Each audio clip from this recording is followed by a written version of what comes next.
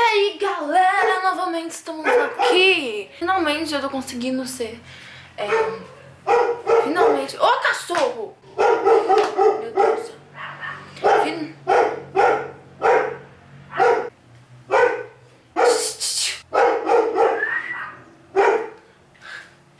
É o vizinho, gente. Tudo bem, gente, tudo bem. Tudo bem. Vou esperar o tempo que precisar, tá bom? Pode latir.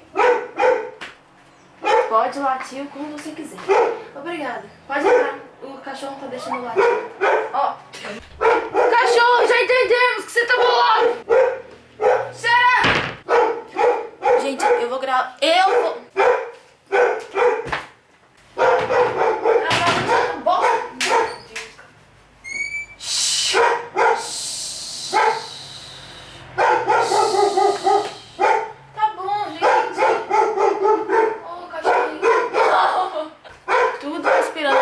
Pra gravar o vídeo, né, gente?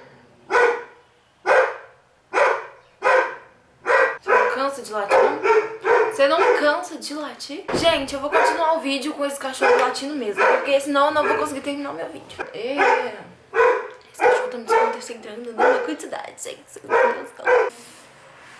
Uau! Top! Então, gente, hoje o vídeo vai ser... Pronto, querido. Meu Deus. Pra quem não entendeu, eu tô vestida de Lara Croft.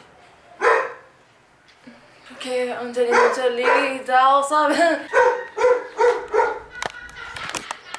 Esse cachorro não cansa de latir. Esse cachorro não cansa. Então, gente, estou fazendo um tutorial agora pra vocês de como deixar a sua boca como de Angelina Jolie. Igual vocês estão vendo aqui, inchadinha, grande. Eu só tenho um aviso, pode doer um pouco. E não é testado cientificamente. Não é testado dermatologicamente, nem cientificamente, nem nenhummente que possa existir. É testado por mim, porque é uma experiência minha. A primeira coisa que você vai precisar para adquirir essa boquinha aqui é um móvel que tem uma quina.